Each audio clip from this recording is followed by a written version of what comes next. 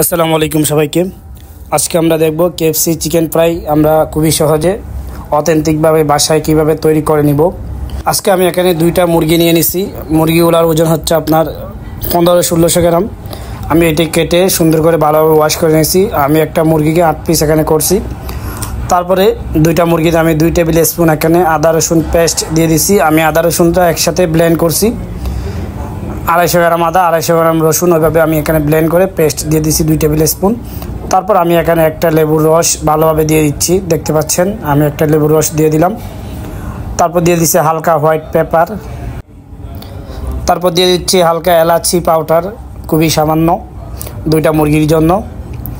তারপর আমি এখানে 2টা মুরগির জন্য 1.5 টেবিল স্পুন চিনি দিয়ে দিছি।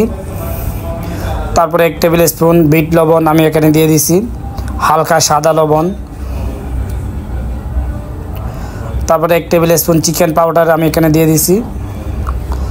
তারপর 2 টেবিল স্পুন এখানে আমি গুঁড়ামরিচ দিয়ে দিব।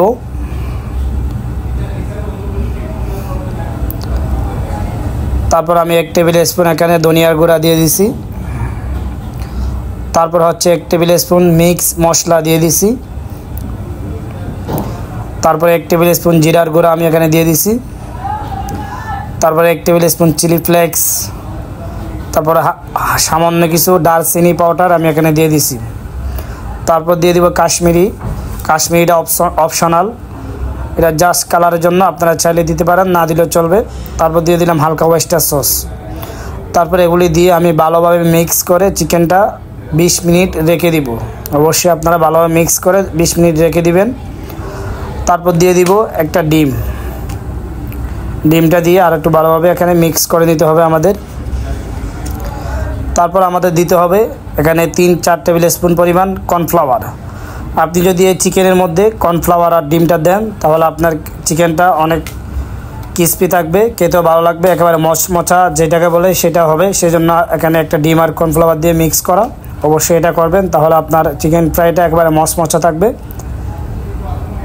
তারপর আমি আধা ঘন্টা পরে এটি একটা বলের মধ্যে ময়দা নিয়ে নিচ্ছি।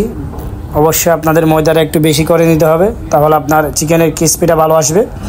তারপর এখানে ক্রিস্পিটা যেন একটু ভালো হয় সেজন্য একটু কর্নফ্লাওয়ার দিয়ে দিছি। কর্নফ্লাওয়ার দেওয়ার পর আমি এখানে চিকেনগুলা দিয়ে দিচ্ছি একটা করে। চিকেনগুলা দিয়ে ভালোভাবে আমাদের মাখাই নিতে হবে ময়দার সাথে। একটু সময় নিয়ে আপনারা ভালোভাবে মাখাই নিতে হবে। প্রথমে আমরা একবার মাখায় নিব। ময়দাটা একবার মাখানোর পরে আমরা চিকেনটা পানির মধ্যে সুন্দর করে ডুবিয়ে রাখবো। এইভাবে আমি যেভাবে রাখতেছি এইভাবে পানির মধ্যে আপনারা ছেড়ে দিবেন। তারপর আপনার পানি থেকে উঠিয়ে নেবেন চিকেনটা।